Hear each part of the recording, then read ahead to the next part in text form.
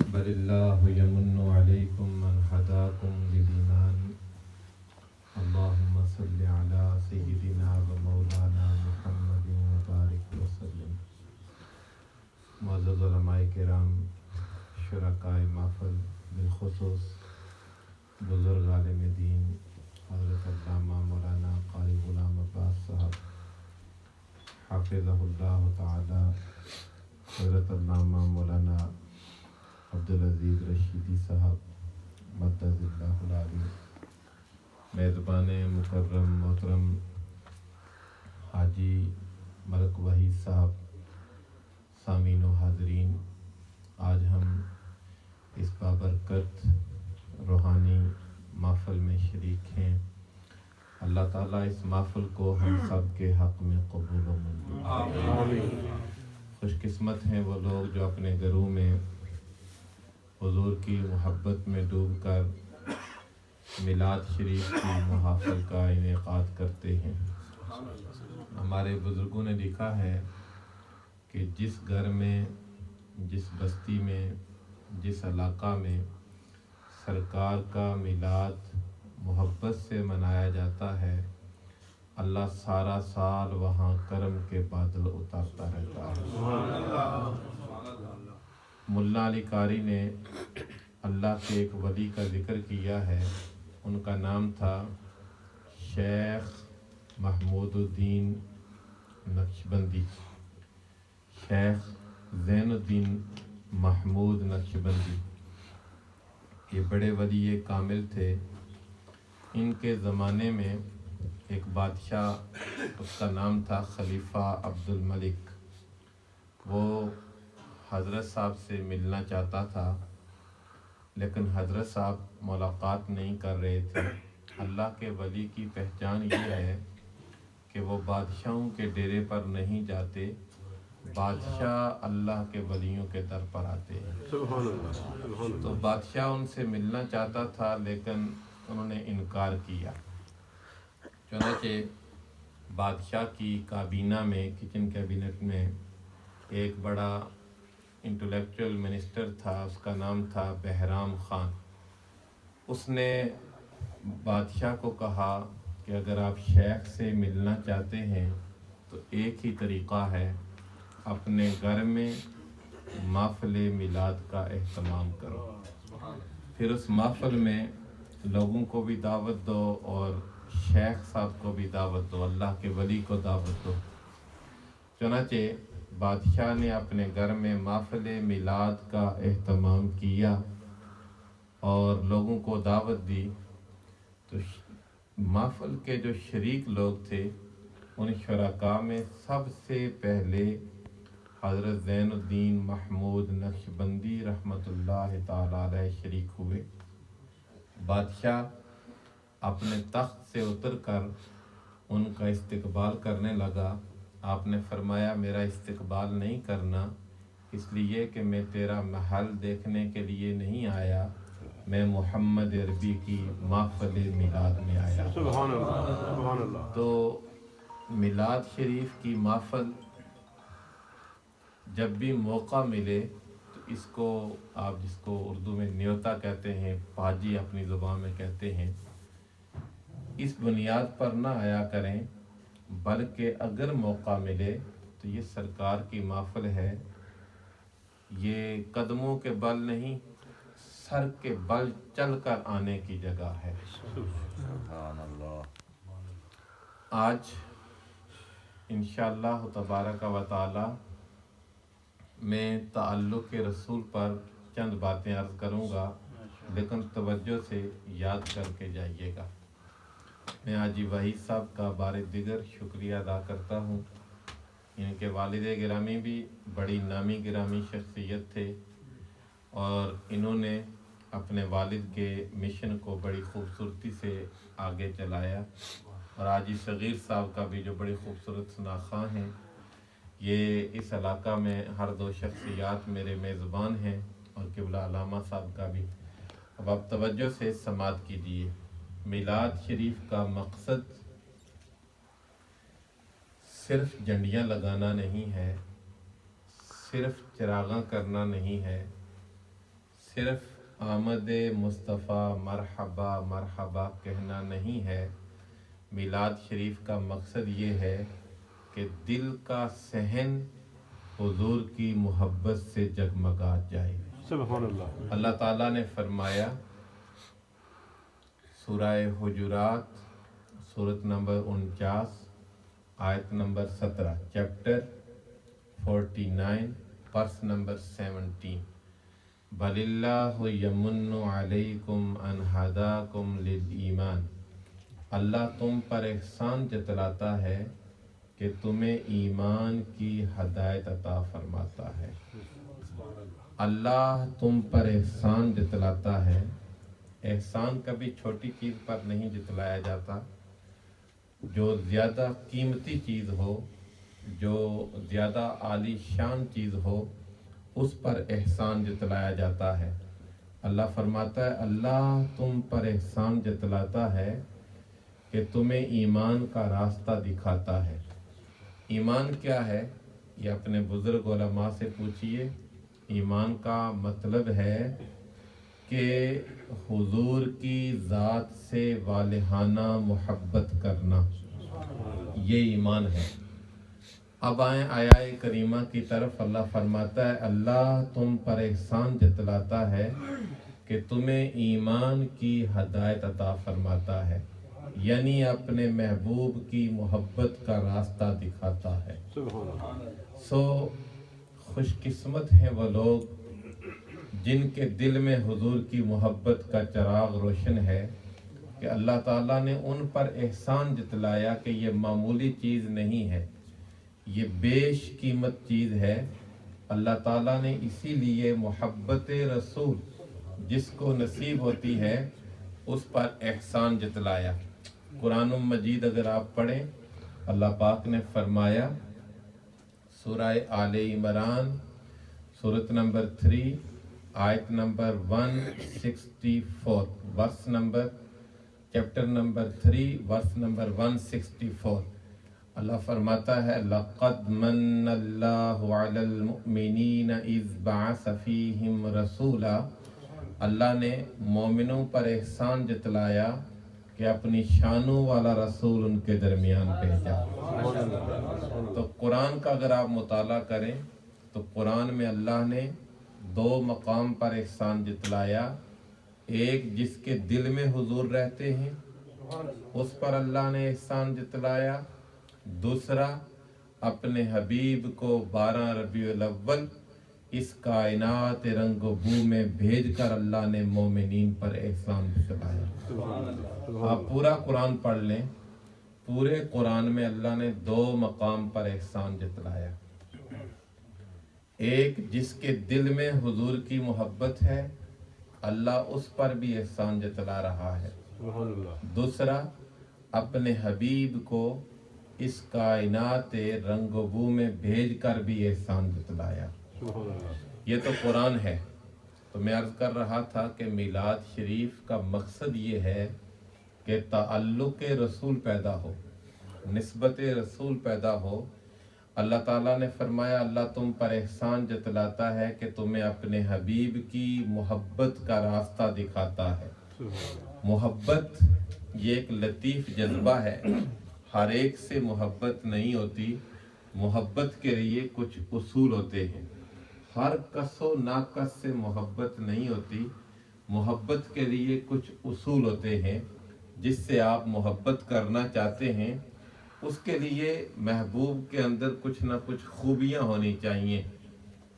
سب سے پہلے محبت اس سے کی جاتی ہے جس کا خاندان بڑا عالی شان ہو، جس کا فیملی پس منظر بڑا عالی شان ہو، اس سے محبت کی جاتی ہے۔ تو ماشاءاللہ یہاں آپ لوگوں کا جذبہ میں نے پرسوں بھی دیکھا اور آج بھی کہ آپ بڑی محبت سے گفتگو سنتے ہیں، اور میں تو کوشش بھی کرتا ہوں کہ میری گفتگو سننے کے بعد اگر آپ میں سے کسی کو حضور کی شان پر گفتگو کرنا پڑے تو آپ وہی پورا منوان خطاب کر دیں۔ میں قرآن کی باتیں بڑے سادہ انداز میں آپ کو سمجھا رہا ہوں۔ محبت اس سے ہوتی ہے جس کا خاندان بڑا عالی شان ہو۔ پردے میں بیٹھی ہوئی مائیں اور بہنیں اور بیٹیاں بھی یاد کر لیں، سب سے پہلے محبت اس سے ہوتی ہے جس کا خاندان بڑا عالی شان ہو۔ باری تعالیٰ تو بتا تیرے حبیب کا خاندان کیسا ہے۔ اللہ فرماتا ہے سورہ توبہ سورت نمبر 9 آیت نمبر 128، چیپٹر 9 ورس نمبر 128، لَقَدْ جَاءَكُمْ رَسُولٌ مِّنْ أَنفُسِكُمْ۔ اس آیت کو اگر آپ مراکو چلے جائیں تو وہ پڑھتے ہیں لَقَدْ جَاءَكُمْ رَسُولٌ مِّنْ أَنفُسِكُمْ۔ من انفسکم بھی پڑھ سکتے ہیں اور من انفسکم بھی پڑھ سکتے ہیں۔ اگر آپ پڑھیں نا من انفسکم، فا کے اوپر زبر پڑھیں تو اس کا مطلب یہ بنتا ہے کہ اس کائنات میں کسی کا خاندان اتنا اعلیٰ نہیں ہے جتنا جناب محمد مصطفیٰ کا خاندان اعلیٰ ہے۔ تو پہلے اس سے محبت ہوتی ہے جس کا خاندان اچھا ہو۔ تو اب بات اسٹیبل ہوئی کہ اگر خاندان کی بنیاد پر محبت کی جائے تو حقدار محبت کے سب سے پہلے ہمارے نبی ہیں، محمد بن عبداللہ بن عبد المطلب بن ہاشم بن عبد مناف سے لے کر حضرت آدم تک حضور کا سارا خاندان، سارا پس منظر سن لے، پڑھ لے۔ اتنا عالی شان خاندان آپ کو کسی جگہ پر بھی نہیں ملے گا جتنا عالی شان خاندان اللہ نے اپنے حبیب جناب محمد مصطفیٰ کو عطا کیا۔ تو پہلی بات، اگر خاندان کی بنیاد پر محبت کی جائے تو حقدار ہمارے آقا ہیں۔ دوسرا، اس سے محبت کی جاتی ہے جس کی زبان میں شہد ہو، جس کی زبان بڑی میٹھی ہو۔ گالیاں دینے والے سے کبھی کوئی محبت نہیں کرتا، اور یہ اسلام کا مزاج نہیں ہے کہ ہم گالیاں دیں۔ رسول اللہ کا فرمان ہے اذا تصابت امتی سقطت من عین اللہ، میری امت جب گالیاں دے گی تو وہ اللہ کی نظروں میں جھک جائے گی۔ اسلام کا مزاج یہ نہیں ہے کہ مسلمان کسی کو گالی دے۔ تو جس کی زبان میٹھی ہوگی اس سے محبت کی جاتی ہے۔ بد اخلاق سے کبھی کوئی محبت نہیں کرتا، اخلاق والے سے محبت کی جاتی ہے۔ جس کی زبان میں شہد کی نہریں جاری ہو جائیں اس سے محبت کی جاتی ہے۔ اس سے پیار کیا جاتا ہے جس کے لفظ زبان سے نکل کر کانوں کے راستے آپ کے دل کی زمین میں رس گھولتے رہیں، اس سے محبت کی جاتی ہے۔ باری تعالیٰ تو بتا تیرے محبوب کی زبان کیسی تھی، اس زبان کا لہجہ کیسا تھا، حضور کا انداز کیسا تھا، حضور کی زبان کا اثر کیسا تھا۔ تو قرآن نے اس کہانی کو بیان کیا۔ چنانچہ قرآن کہتا ہے سورہ آل عمران سورت نمبر 3 آیت نمبر 159، چیپٹر 3 ورس نمبر 159، فَبِمَا رَحْمَةٍ مِّنَ اللَّهِ لِنْتَ لَهُمْ وَلَوْ كُنْتَ فَظًّا غَلِيظَ الْقَلْبِ لَانفَضُّوا مِنْ حَوْلِكَ۔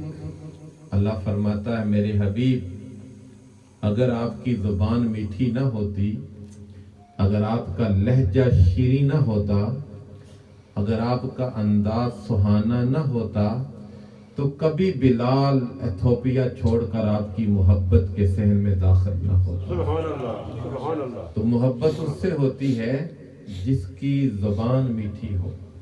تو اگر میٹھی زبان کے سبب سے کسی سے محبت کی جائے تو حقدار ہمارے آقا ہیں۔ تیسرا، اس سے محبت کی جاتی ہے، اس سے پیار کیا جاتا ہے، اس سے عشق کیا جاتا ہے جس کے سبب سے اللہ نے لوگوں کو عذاب سے بچا لیا۔ مثلاً آپ پر کوئی مشکل آنے والی تھی، کوئی صاحب آئے، اس مشکل سے آپ کو اس نے بچا لیا، تو الٹیمیٹلی دل میں محبت کے جذبات ابھرتے ہیں، دل میں محبت کے جذبات ابھرتے ہیں۔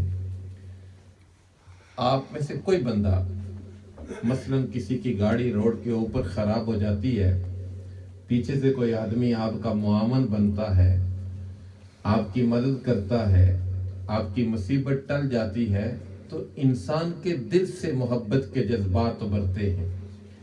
آپ ذرا قرآن مجید پڑھیں، اللہ فرماتا ہے سورہ بنی اسرائیل سورت number 17 chapter number 17 verse number 15، اللہ فرماتا ہے ما کن معذبین حتی نبعث رسولا۔ سابقہ انبیاء کرام کا ذکر کیا کہ ہم کسی قوم کو عذاب نہیں دیتے اس وقت تک جب تک اس کے اندر رسول نہ بھیج دیں۔ رسول آ جائیں پھر ان کی قوم ان کی بات کو نہ سنے تو وہ ہمارے عذاب سے بچ نہیں سکتے۔ سابقہ انبیاء کا اللہ نے یہ ذکر کیا جب باری آئی آمنہ کے لال کی۔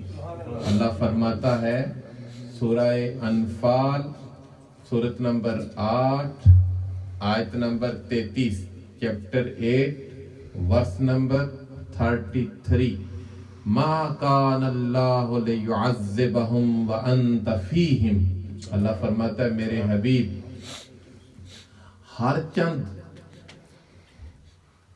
لوگ سرکشی کرتے ہیں، بغاوت کرتے ہیں، لیکن ہمارے عذاب سے بچے ہوئے ہیں۔ اس کا سبب کیا ہے؟ وَأَنْتَ فِيهِمْ، آپ کے قدم رحمت کے سبب سے اللہ نے ہر ایک کو عذاب سے بچا رکھا ہے۔ سبحان اللہ۔ تو محبت اس سے کی جاتی ہے جس کی وجہ سے ہم عذاب الہی سے بچے ہوں۔ تو عذاب الہی سے بچنے کا سبب کوئی اور نہیں، ہمارے عمل نہیں ہے۔ قرآن نے کہا وَأَنْتَ فِيهِمْ، میرے عذاب سے بچنے کا سبب میرے محبوب محمد عربی کے قدم رحمت ہیں۔ چوتھا، اس سے محبت کی جاتی ہے جس کو اللہ نے علم بہت زیادہ دیا۔ پھر میں بات ریپیٹ کرتا ہوں تاکہ آپ یاد کر کے جائیں، یہ کوئی بات آپ کو بھولے نہ۔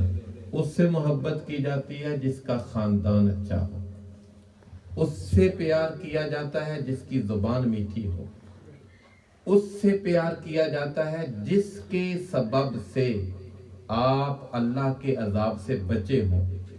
چوتھا، اس سے پیار کیا جاتا ہے جس کے پاس اللہ نے بے تحاشا علم دیا ہو۔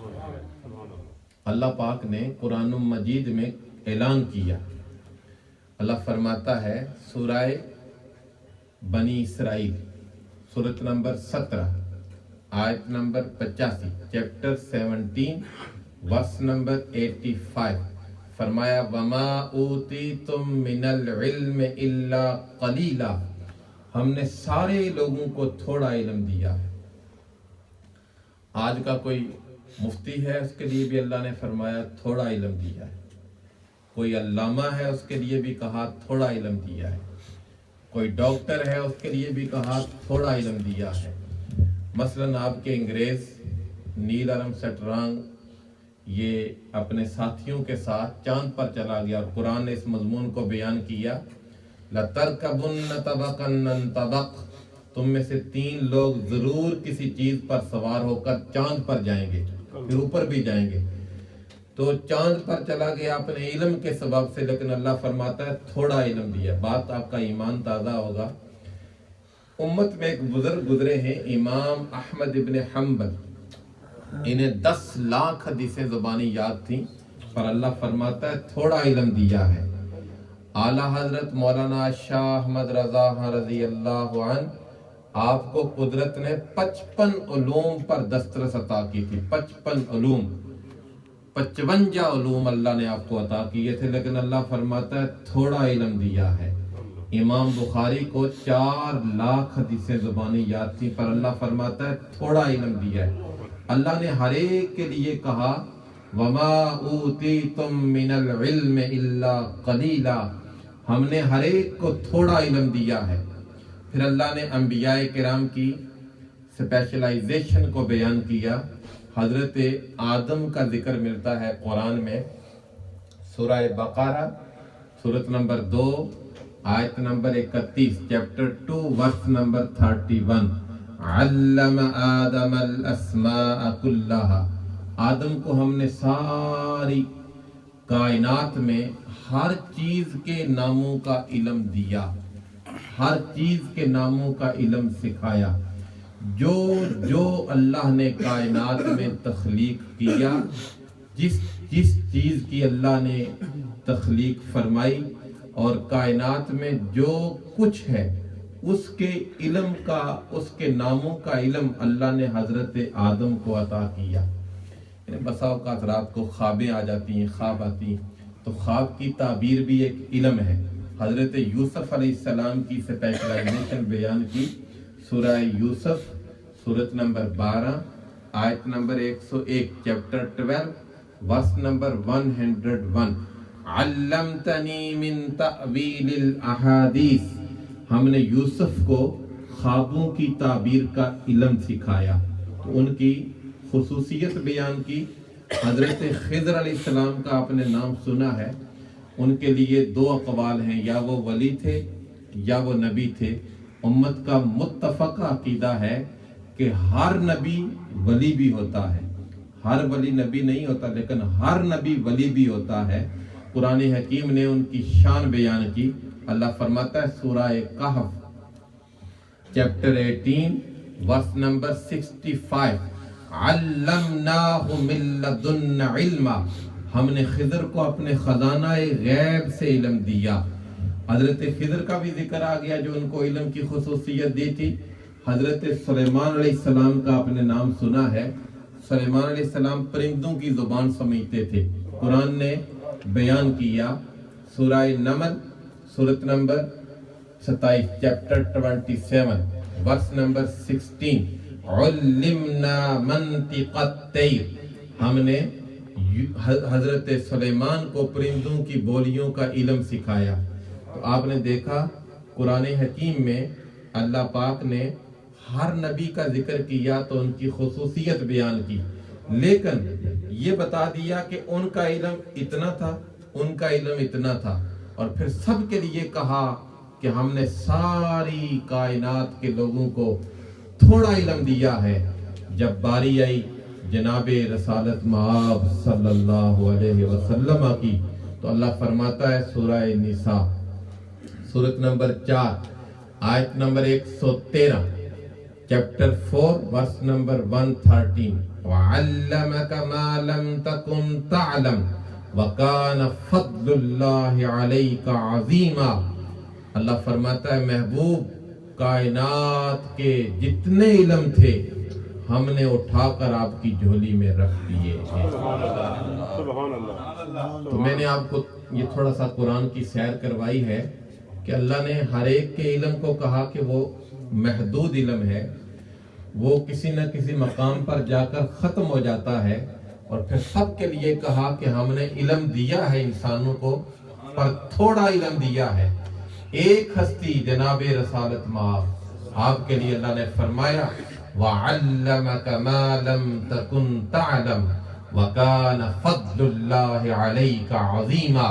محبوب، کائنات کے جتنے علم ہیں سارے علوم کی کنجیاں اٹھا کر آپ کے ہاتھ میں تھما دی ہیں۔ سبحان اللہ، سبحان اللہ۔ کتنا علم ہے حضور کا۔ ہم یہاں آپ کے اس شہر میں مڈل ہیڈ میں بیٹھے ہیں، حاجی صاحب کے گھر میں بیٹھے ہیں، اور آپ میں سے ہر بندہ محبت سے بیٹھا ہے۔ آپ کے دل سے اٹھنے والے جذبات ہیں، احساسات ہیں، خیالات ہیں۔ آپ کے جو جذبات ہیں نا، مثلا میرے دل میں جو جذبات انگڑائی لے رہے ہیں وہ آپ نہیں جانتے، آپ کے دل میں جو احساسات ہیں وہ میں نہیں جانتا۔ ہر بندے کے دل کے جذبات و احساسات وہ بندہ خود جانتا ہے۔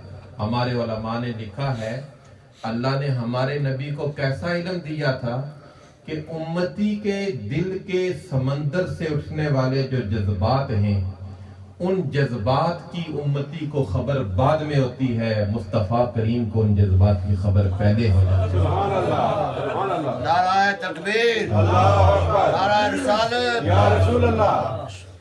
تو ہمارے ہاں یہ تو ماشاءاللہ بڑی مبارک محفل ہے، اور گزشتہ سے پیوستہ شام بھی بڑی خوبصورت محفل آپ کی مسجد میں ہوئی۔ ہمارے ہاں جو پیشہ ور نعت خواں ہیں کیا کرتے ہیں، آپ جی آواز اتنی اونچی کریں کہ آواز تمہاری گنبد سے ٹکرائے اور مدینہ شریف چلی جائے، اللہ، یہ بات درست نہیں ہے۔ نہیں بھائی، آپ کی آواز آپ کے کان تک بعد میں جاتی ہے، مکین گنبد خضرا تک پہلے پہنچ جاتی ہے۔ اللہ، سبحان اللہ، اس لیے سبحان اللہ، اعلیٰ حضرت نے فرمایا، یہ شعر جو پڑھتے ہیں نا، ہم یہاں سے پکاریں وہ مدینے سنیں، یہ اعلیٰ حضرت کا شعر نہیں ہے۔ اعلیٰ حضرت کہتے ہیں دور و نزدیک کے سننے والے وہ کان لالے کرامت پہ لاکھوں سلام۔ سبحان اللہ، میں اکثر اپنے علماء کو کہتا رہتا ہوں کہ جب آپ تقریر کر رہے ہوں تو لوگوں کو نہ کہا کریں جی سبحان اللہ اونچی کہہ دیں، آہستہ کہہ دیں۔ بھائی کوئی بندہ رو کر سبحان اللہ کہہ رہا ہوتا ہے، کوئی سر ہلا کر سبحان اللہ کہہ رہا ہوتا ہے، کوئی ڈوب کر سبحان اللہ کہہ رہا ہوتا ہے، اور بات اگر دل سے نکلے تو پھر ہر ایک سبحان اللہ کہتا ہی کہتا ہے۔ تو محبت اگر علم کی بنیاد پر ہو، محبت اگر علم کی بنیاد پر ہو تو سب سے زیادہ حقدار ہمارے نبی ہیں۔ محترم سامعین، چوتھا اس سے پیار کیا جاتا ہے جو سر تا سر اللہ کی رحمت کا مجسم پیکر ہو، جو امبوڈیمنٹ آف اللہ مرسی، اللہ کی رحمت کا پیکر ہو، اس سے پیار کیا جاتا ہے۔ اللہ تعالیٰ نے اپنے نبی کی شان بیان کی، محفل میں آنے والے احباب، اللہ نے اپنے نبی کی شان بیان کی۔ چنانچہ اللہ پاک فرماتا ہے سورہ انبیاء سورت نمبر 21 آیت نمبر 107، چیپٹر 21 ورس نمبر 107، وَمَا أَرْسَلْنَاكَ إِلَّا رَحْمَةً لِّلْعَالَمِينَ، اے میرے حبیب، ہم نے ساری دنیاؤں کے لیے آپ کو سراپا رحمت بنا کر بھیجا ہے۔ سبحان اللہ، اور یہاں لطف کی بات یہ ہے، اللہ پاک نے للعالمین کہا، بالعالمین نہیں کہا۔ بالعالمین کہتے تو بات پھر بھی پوری تھی، لیکن للعالمین کہا، بالعالمین نہیں کہا۔ کیوں؟ اگر بالعالمین کہتا اللہ تعالیٰ تو با اس کے 12 معنی ہیں، 12 معنی۔ با کے جو لفظ با ہے، عربی زبان کے ایک ایک الگ الگ حرف کے الگ الگ معنی ہوتے ہیں۔ کسی زبان میں یہ اعزاز و اعجاز نہیں ہے کہ اس کے ایک ایک حرف کا، مثلا اردو کا کوئی ایک حرف جدا کر دیں تو معنی بدل جاتا ہے، لیکن عربی میں ہر حرف کا کوئی نہ کوئی مطلب ضرور ہوتا ہے۔ تو با کے 12 معنی ہیں، با کے 12 معنی ہیں۔ ان میں سے ایک معنی میں بتا دیتا ہوں۔ اللہ نے فرمایا وَمَا أَرْسَلْنَاكَ إِلَّا رَحْمَةً لِّلْعَالَمِينَ، بالعالمین نہیں کہا۔ کیوں؟ بالعالمین کہا جاتا تو مطلب یہ ہوتا کہ کچھ کے لیے حضور رحمت ہیں اور کچھ کے لیے نہیں ہے۔ آپ کو میں ایک ایگزامپل قرآن سے دیتا ہوں۔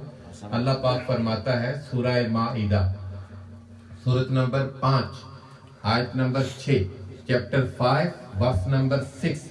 یہ جہاں وضو کا آتا ہے نا، اذا قمتم الى الصلاة فاغسلوا وجوهكم وايديكم الى المرافق وامسحوا برؤوسکم، یہ تم سر کا مسح کرو۔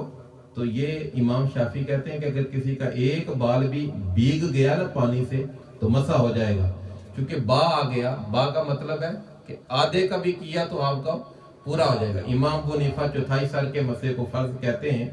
تو آپ کو یہ میں نے مثال دی ہے کہ با اس کا مطلب یہ ہوتا ہے کہ کچھ کر لیا اور کچھ چھوڑ دیا۔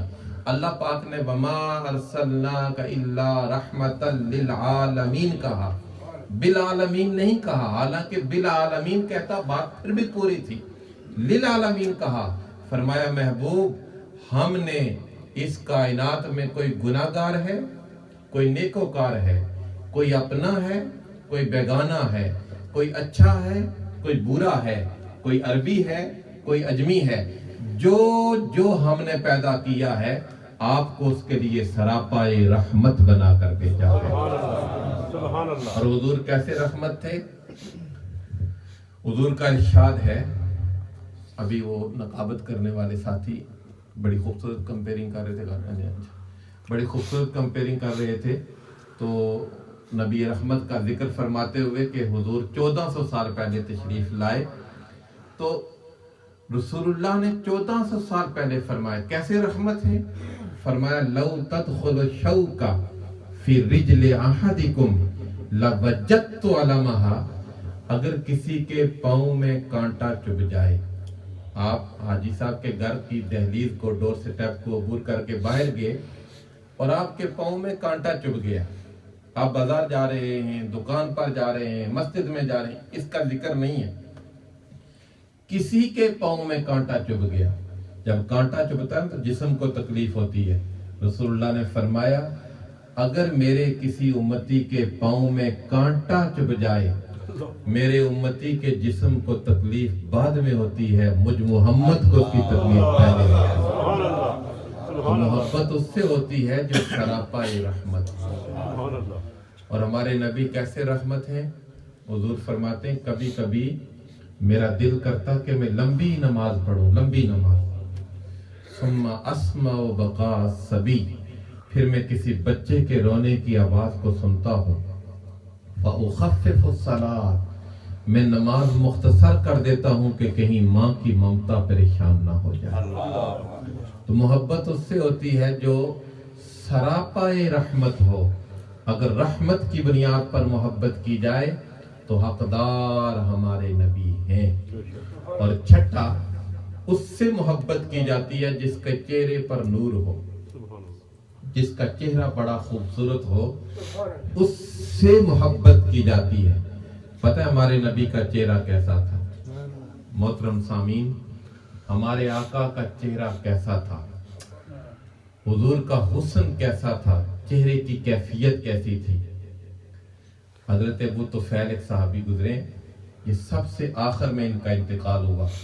حج کا موسم تھا اور لوگوں کو جمع کیا اور کہا لوگوں، اس وقت اس دنیا میں کوئی آنکھ ایسی نہیں ہے جس نے مصطفیٰ کو دیکھا ہو سوائے میرے، مجھ سے میرے رسول کا چہرہ پوچھو۔ حضور کا حسن کیسا تھا تو آپ یاد کر کے جائیں، ہمارے نبی کا حسن کیسا تھا، چہرے کی خوبصورتی کیسی تھی، چہرے کا نور کیسا تھا۔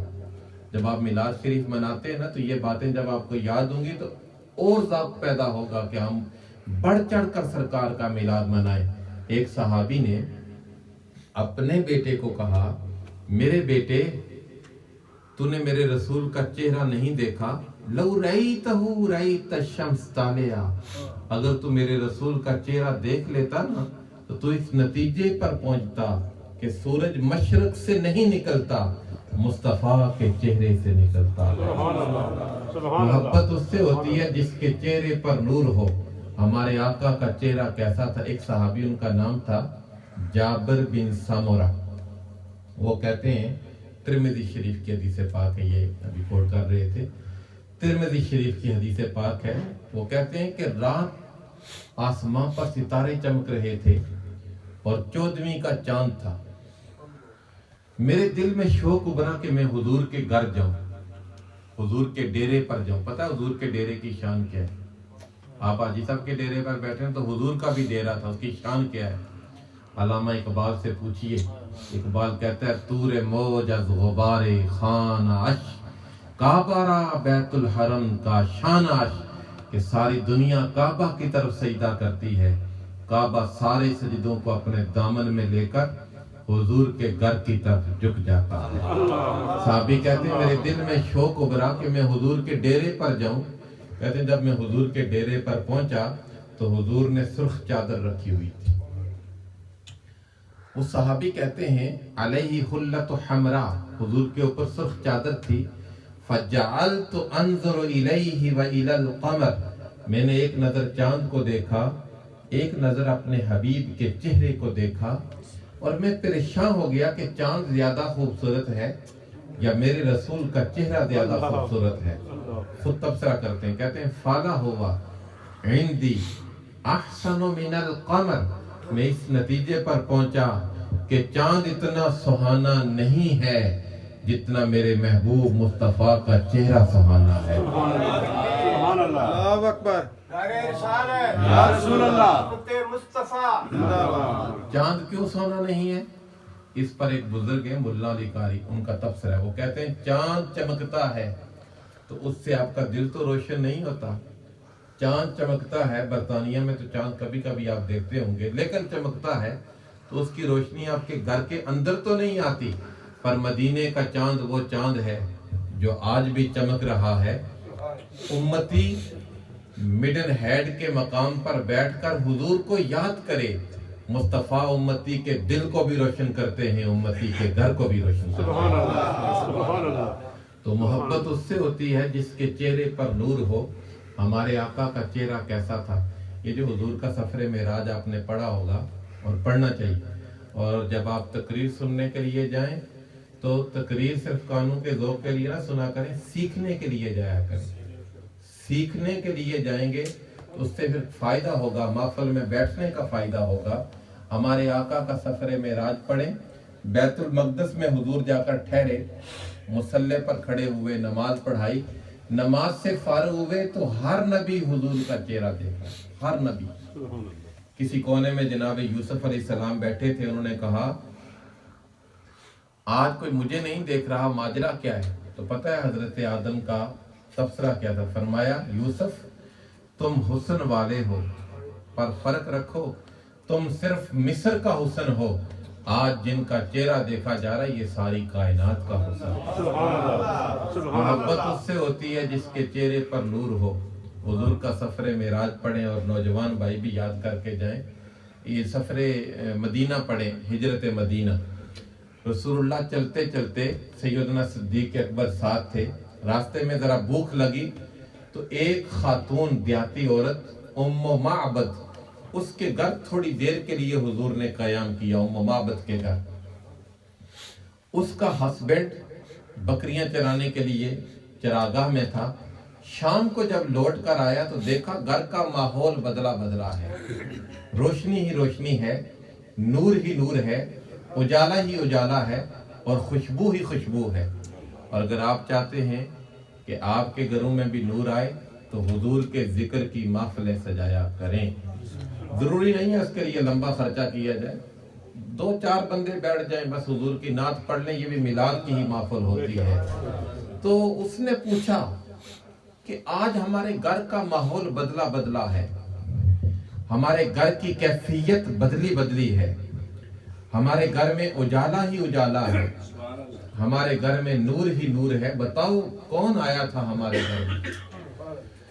तो उम्मे माबद ने हुजूर का नाम नहीं पूछा था, बस चेहरा देखा था। उसने कहा आज हमारे घर में वो आए, फी आइनैहि दाजु, जिसकी आंखों में कुदरती सुरमा लगा हुआ था। मेरा खिताब होगा यूट्यूब पर, हुजूर की आंखों पर कितने अल्फाज इस्तेमाल होते हैं। जो सबसे प्यारा लफ्ज है वो देहाती औरत का है। कहा आज हमारे घर में वो आए जिनकी आंखों में कुदरती सुरमा लगा हुआ था। और 2 लफ्ज और भी याद करने, उसने कहा आज हमारे घर में वसीमुन कसीमुन, वसीम आए और कसीम आए। वसीम उसे कहते हैं जिसे जितनी बार देखा जाए इंसान की आंख न थके। इस फास्ट लाइफ में, बरतानिया की जिंदगी में आप हुजूर का जिक्र सुनकर चेहरों के खद्दो खाल बताते हैं कि आप नहीं थके, तो जो जिक्र सुनकर नहीं थकते वो सहाबा किस तरह मुस्तफ़ा के दीदार से थकते हैं। सुभान अल्लाह। और दूसरा कहा कसीमुन, वो आए थे जो हमारे घर में जिसे जिस एंगल से देखा जाता था वो हुस्न का माहे तमाम नजर आते थे। तो मोहब्बत उससे होती है जो हुस्न वाला हो। और खड़ी के ताजदार ने भी इंतहा कर दिया, फरमाते लख यूसुफ उस वाल न जिया, होग जवान अजेहा, दिन दिन रूप ज्यादा चढ़सी, कदी न थी सी बेहा। कहते हैं लाख यूसुफ मिल जाएं, मोहम्मद अरबी के तो एक बाल का मुकाबला नहीं किया जा सकता। तो मोहब्बत अगर हुस्न के सबब से हो तो सबसे ज्यादा हकदार हमारे नबी हैं।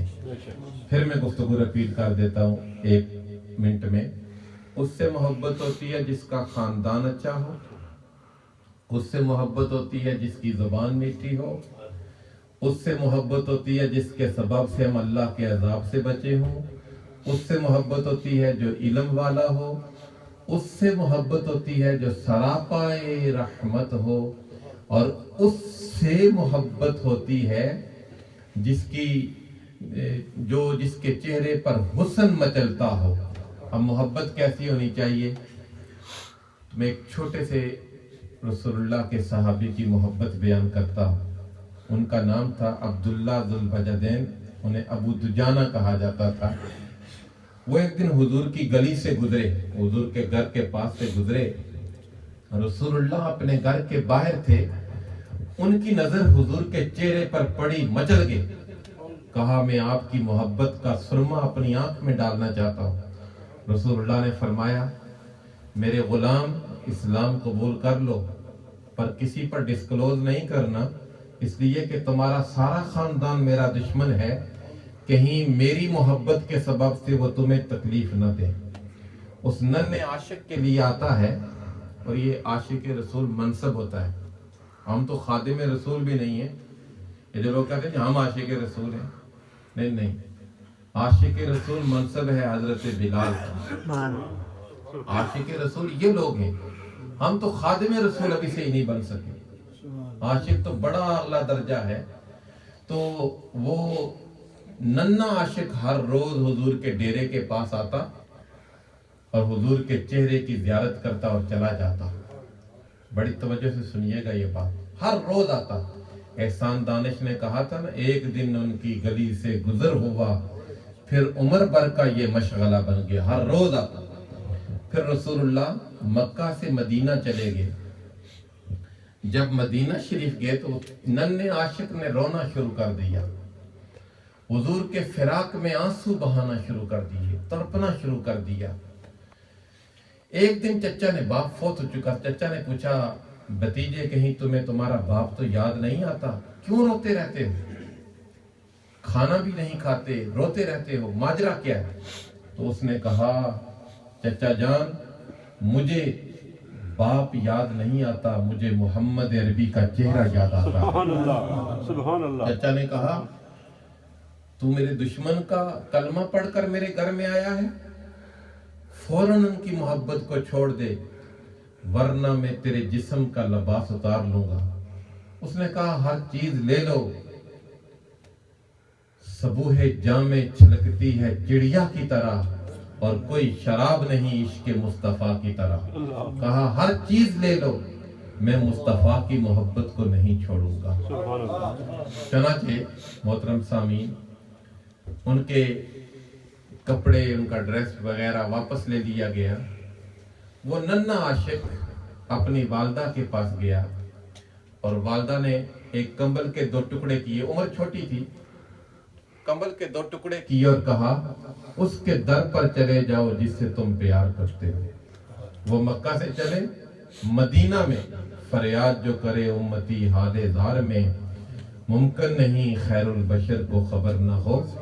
مدینہ میں حضور نے فرمایا بلال صحابہ کو کہو کہ باہر نکلیں، آج ہمارا ننھا عاشق آ رہا ہے، ہم خود نکل کر اس کا استقبال کریں۔ چھوٹا بچہ گھر میں آتا ہے تو شاید اس طرح کا پروٹوکول نہیں ہوتا، لیکن اگر کوئی مصطفیٰ کا سچا عاشق ہو تو حضور خود باہر نکل کر اس کا استقبال کریں۔ سبحان اللہ، سبحان اللہ۔ رسول اللہ نے استقبال کیا اور ان کی ڈیوٹی لگائی، ان کو اپوائنٹ کیا کہ جی آپ نے میرے گھر کے اوپر دربان کے فرائض سر انجام دینے، نوکر کے فرائض سر انجام دینے، تو نے میرے حجرے کے اوپر نوکری کرنی ہے۔ یہاں پر محدثین نے ایک بات لکھی ہے، وہ کہتے ہیں کہ بلال حبشہ چھوڑ کر آئے تھے تو مؤذن بن گئے، صہیب روم چھوڑ کر آئے تھے اٹلی تو آ کر امام بن گئے، سلمان فارس چھوڑ کر آئے تھے تو حضور کے خاندان کا حصہ بن گئے۔ اس کو حضور نے نوکر بنایا جس نے اپنے ماں کو چھوڑ دیا، وطن چھوڑ دیا، خاندان چھوڑ دیا، قبیلہ چھوڑ دیا۔ وجہ کیا ہے؟ تو محدثین نے خوبصورت تبصرہ لکھا ہے، انہوں نے لکھا کہ حضور نے اس کو گھر کا نوکر بنایا چونکہ حضور دل کی کیفیت جانتے تھے کہ میرے اس ننھے عاشق کو کسی اور چیز سے پیار نہیں، صرف میری زیارت کا یہ مشتاق رہتا ہے۔ کہا تو میرے گھر کے اوپر نوکری دے تاکہ جب بھی میں اپنے گھر سے باہر نکلوں تیری آنکھیں میرے چہرے پر پڑیں، تیری ساری پریشانی دور ہوتی۔ سبحان اللہ۔ غزوہ تبوک کے موقع پر وہ شہید ہوئے، حضور نے فرمایا اس کی قبر بناؤ پر دفن نہیں کرنا، قبر بناؤ دفن نہیں کرنا، مجھے اطلاع کرنی ہے۔ چنانچہ قبر بن گئی، حضور کو اطلاع کی گئی تو حضور آ کر ان کی قبر میں خود لیٹ گئے۔ اور یہ بات ذہن نشین کر لیں، ہر ایک کی قبر میں حضور نہیں آتے، غیروں کو حضور کا روضہ دکھایا جاتا ہے، اپنوں کی قبر میں حضور آتے۔ یہ جو لوگ کہتے ہیں یہ محفل نو سجائی رکھنا او دیان دا ویلا ہے، یا قبر میں حضور آئیں گے، قبر جانے حضور جانے، تو وہ عمل سے دور کر رہے ہوتے ہیں۔ ہر ایک کی قبر میں سرکار نہیں آتے، اپنوں کی قبر میں آتے ہیں، غیروں کو سرکار کا روضہ دکھایا جاتا ہے قریب کر کے۔ تو دعا کریں کہ ہم حضور کے ہو جائیں۔ تو حضور قبر میں آ کر لیٹ گئے۔ عبداللہ ابن مسعود روئے، کہنے لگے یا لیتنی لو کنت صاحب الحفرہ، کاش آج میرا بھائی نہ مرا ہوتا، مجھے موت آئی ہوتی تو مصطفیٰ میری قبر میں جلوہ گر ہوتا۔ سبحان اللہ۔ محترم سامعین، کہنے کو تو بہت لمبی گفتگو ہو سکتی ہے، تو اتنا اگر میں کہتا ہوں تشنگی بھی باقی رہنی چاہیے۔ آپ نے جتنی گفتگو سنی اللہ تعالیٰ اسے میرے لیے بھی آپ کے لیے بھی بخشش کا ذریعہ بنائے، اور اللہ تعالیٰ اس محفل کے صدقہ سے ان کے والد گرامی مرحوم و مغفور جو علاقہ کھڑی کی ایک نمایاں شخصیت تھی، ان کو فردوس کے بالا خانوں میں اعلیٰ جگہ عطا فرمائے، ان کے فیملی ممبران کے حال پر کرم فرمائے، اور ان کے کاروبار میں وسعتیں عطا فرمائے، قوت عشق سے ہر پست کو بالا کر دے، دہر میں اسم محمد سے اجالا